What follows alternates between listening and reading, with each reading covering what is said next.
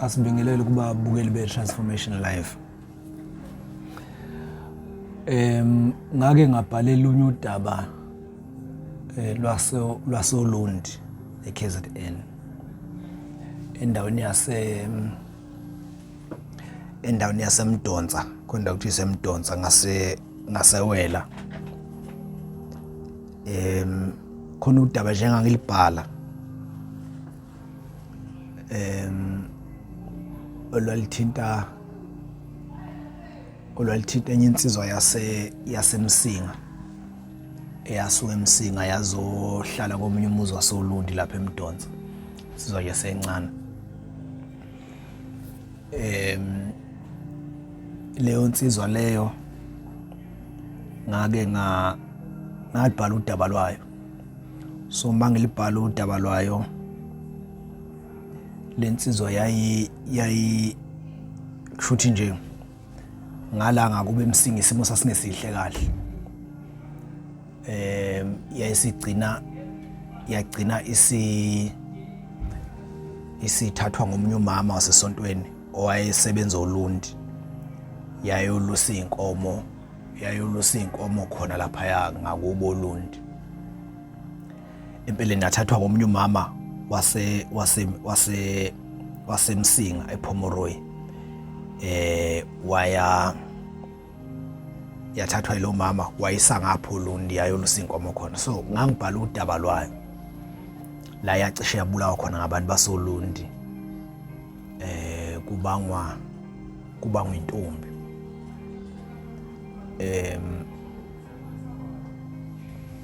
Yabo khona lento ejwayele ukwenzeka, uthola ukuthi khona umuntu omdala uthola ukuthi ushela intombazane ebese yithatha ngokuthi mdala yena. Ngeke ngakhuluma ngayo, ngikhuluma ngodaba lwaseFryhead. Uthola ukuthi lo muntu uyayithatha intombazane, yabo nje lokuthi mawufika emakhaya mhlawumbe usuke eGoli ngabe usuke eThekwini, mawuthi uyafika emakhaya ufika ubona intombi weli encane kunawe, ebese kanti leyo ntombi mhlawumbe sikuyajola nomfana wakini, mhlawumbe ozalo ubhuti wakho, ozalo umfowenu or wasemndenini omncane kunawe othi baba mhlawumbe kuwe or uthi bhuti kuwena kodwa omncane nje kakhulu. Bese ufika wena ufika uyithatha leyo ntombi, usebenzisa iadvantage yokuthi umdala uyithathe leyo ntombi mhlawumbe uyenza umfazi, bese ke yakugila ekugcineni nalo mfana owawumphuce kuyona. Kodwa ke lapha uLundi lensizwe ngithi yakwaXimba yayisuka eMsinga yazosebenza la, yayizolusa inkomo komunye umuzi waSimelane lapha eMdonsa uLundi. Yafika yalusa inkomo, kwase kuvela omunye umuzi wakhona eMdonsa omakhelwane nje nowaSimelane. Kwafuneka intombazane ezosebenza khona, izoklina khona, izosiza ekitchen. Usethi-ke lo mfana ikhona intombazane ngapha ngakithi eMsinga engingayifonela ize la izosebenza lo msebenzi. Sebethi labo makhelwane ke ifonele le ntombazane, kanti umfana ufonela intombi yakhe ayibize le ntombazane izosebenza la eMdonsa uLundi. Yathi mayifika lapha eMdonsa uLundi yayisishelwa zinsizwa zakwaSibiya. Insizwa zakwaSibiya phela ayibona intombi, zayishela insizwa zakwaSibiya lapho uLundi.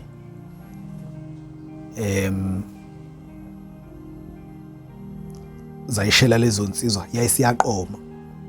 So zona ziyishela njoba ziyishela nje lezi insizwa, ziyishela ubudala, ziyishela nje ukuthi kufanele ziyithathe iqomo. Yayishelwa yilo mfo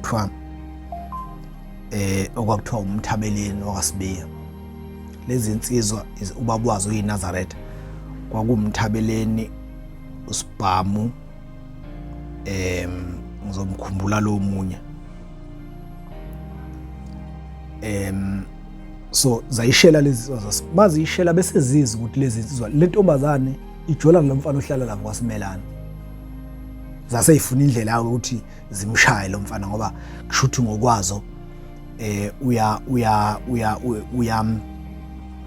ngokwazo uyixhaphaza ujola le ntombazane ezishelayo zona. Uyabona ke mawusuke khona lo moya nje uvela ungene kumuntu uthola ukuthi ufuna ukushaya umuntu umshayela ukuthi wake wathandana le ntombazane osuthandana nayo wena. Kodwa manje awukwazi ukuvela umqonde nje ukuthi wena wake wathandana nentombi yami wena ngoba phela yena wathandana nayo intombi yakho ungakafiki wena. So awukwazi ukuvela umqonde ngqo lo muntu. Kufanele ube nendlela yokuthi ufuna indlela yokumshaya. So lezi insizwa zakwaSibiya zabe seyifuna indlela ukuthi lo mfana zemshaye lo mfana zicasule ukuthi kanti njoba zona zishela le ntombazane nje yakwangeyakamdlalo le ntombazane zishela le ntombazane yakwangeyakamdlalo sisebenza komunye umzwa wamahayi. So zifuna ukushaya lo mfana wasemsingi ukuthi wena ngathi sishela le ntombi nje wake wajola nayo wena.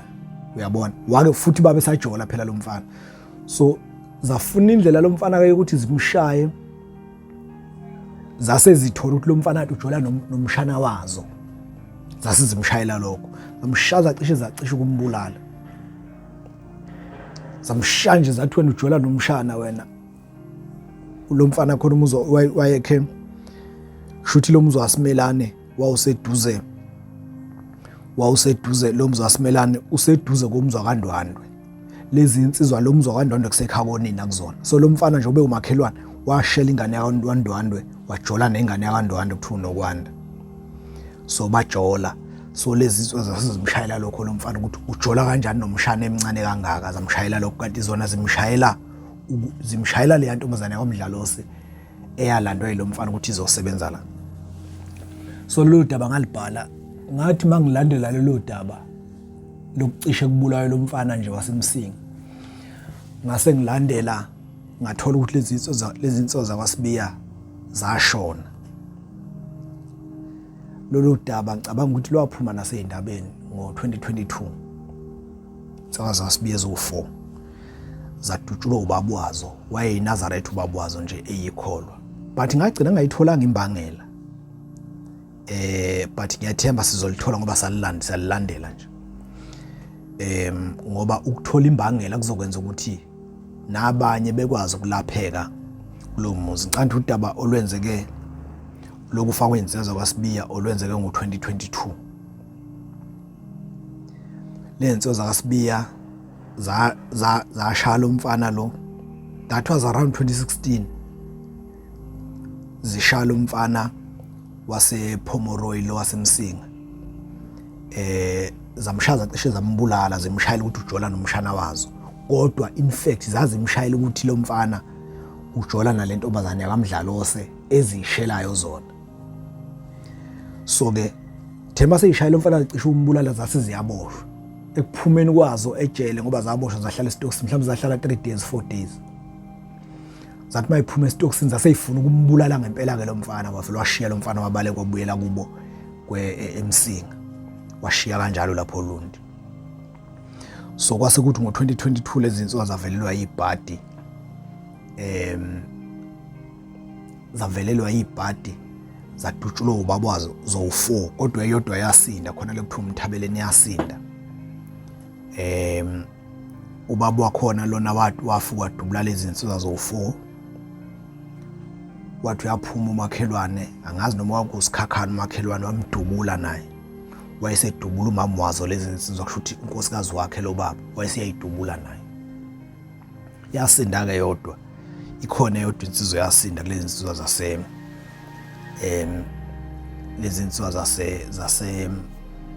zasoLundi lapha eMdonsa ikhona yodwa yasinda. Lolo daba sazolilandela salithola lo daba sibhala udaba lo lensizwa yakwaXimba eyayizoshawa eyayikade ishawa yizo lezi nsizwa zakwaSibiya zishayela le ntombi ezayikade zishela kanti ilandwe yilo mfana ngapha eMsinga lo mfana ngathi ulanda intombi yakhe. But into engifuna ukuyikhuluma ngayo la having highlighted le ndaba lezi insizwa ezashala umfana zimshayela intombi ayijola nawo, kukhona lo mkhuba owenziwa ngabantu besilisa, iwona ngifuna ukukhuluma ngawo nje manje. Nami ngawenza lo mkhuba, kushuthi nje uyazenzakalela khona lento ukuthi mawusebenza ungahlali emakhaya, thothi uyasebenza uhlala emakhaya, uyafika nje emakhaya, ufika ngalezo nsuku uhambe, ufike ngala holiday uhambe. Mawuthi uyafika ekhaya ufica ubona intombi endaweni njengakini, ufika ubona intombi esencane nje enhle uyishele, ukuthi noma kushiwo ukuthi le ntombi ngathi ijola nobani, kushiwo umfana omncane nje impela kunawe, hayi le ntombi ngathi ijola nobani. Abanye abakusabayo ke bazothi hayi le ntombi njalo sike siyibona inokuhamba nobani or ishele ubani, bethi uyayishela kanti intombi yajola noso. Bese wena uthi wena ayisuka ingane leyo emakhaya nje iyenzeka leyo nto, hayi ingane yabo, ungasho nalokusho ukuthi ingane emqondweni wakho nje kube nokuthi hayi ingane le ngeke ngibanga intombi nengane, mina ngiyasebenza mhlawumbe nginemoto or mina nginokuthi nemali or mina ngiyasebenza ngiyaswenka ngiqoka kahle, mina umfana wesikole leyamncane uyithatha intombi le kube ngeyakho, mhlawumbe uyilobola igana. Ukuthi mawuthi uyathola ngoba khona i-relationship, in fact i-relationship eqedwe ngama circumstances nje angathinta ukuphela kothando, ayipheli le relationship. Kufana noma ingane yentombazane yakho uzwe kuthiwa ijola nomfana wasibanibani, bese niyishaya lezo ngane nithi ayihlukane, niyishaya nje ezabantu abadala, niyishaya ukuthi ayihlukane lezo ngane. Ayihlukani lezo ngane, hlobo sidalo ayihlukani nje, ngoba uthando lusole ngaphelile enganeni nakuloya mfana lusole kusuke kuyizimo nje ezibaqhelisa. So now nathi ke bantu besilisa kunento esingakwazi ukuyi-understanda le ngisho ukuthi uvela sithi masifike emakhaya uthola ukuthi intombi kuyashiya ukuthi ijola nobani, bese uthi wena ingane le thatha intombi. Mawusuthola along the way mhlambe senishadile noma sekuyingodosi, mawusuthola ukuthi le ntombi njoba wayithatha nje ayihlukananga naloya mfana omncane and basaqhubeka, sekuyinkinga, sekuyofuma wena usuqala ufuna ukubulala abantu. Ngeke ngakhuluma ngayo lento lapha endaweni yaseFryhead yenzeka. Lensizwa yakwamhlongo yathatha, lensizwa yakwamhlongo kwamakhukhula yathatha intombi, kanti intombi kade ijola, wayithatha ngenkari kade ijola nomfana kamfowabo, wathi hayi izingane zesikole wathatha intombi wayenza umfazi. Mayisisekhaya intombi isiwumfazi iyaqhubeka ilala nalomfana lo, ngoba abehlukananga phela, kwaba ngama circumstances nje aphoqa ukuthi beqhelelana. Lolo daba futhi ngeke ngalithola endaweni yasoLundi. Omunye ubaba nje benesithembu, angeze umusho ngoba uyaziwa nje, umuntu onesikhundla, wathatha enye intombazane wayenza unkosikazi wayo, eyithatha komunye umfana, waphoqa ukuthi kuhlukanwe,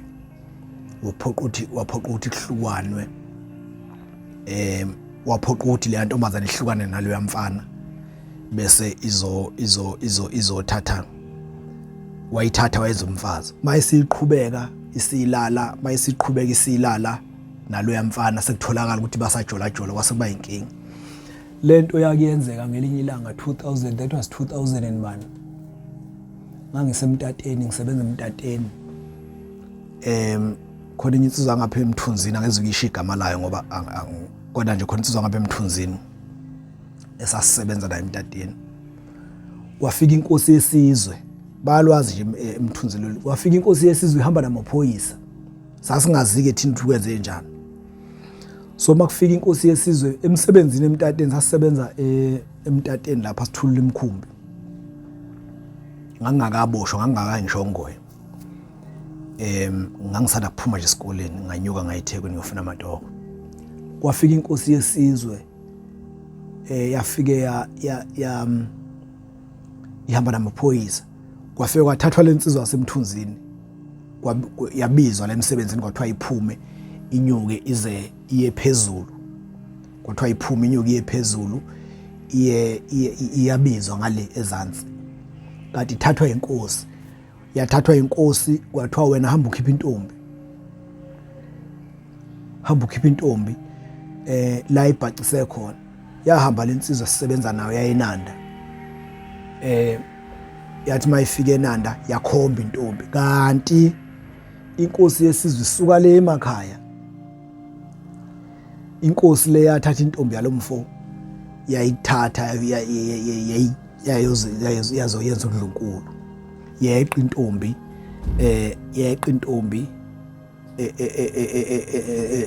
emzini wenkosi, yaya kwaMasha Hostela.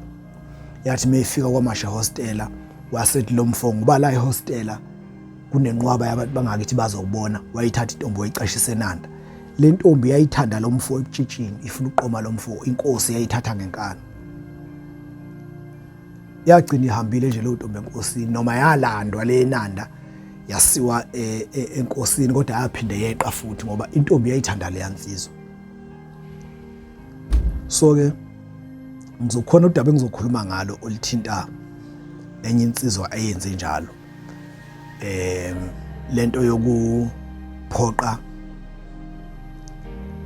intombi ukuthi ithande wena, usebenzisa ama resources, ngabe uyasebenza or nemoto or nesikhundla, usebenzise leyo nto leyo. Into ekufanele uyazi, abantu abehlukani bengahlukene. Yabo nje makunama circumstances enza ukuthi beqhelelane, abahlukani labo bantu, you like it or not, abehlukani. Thank you.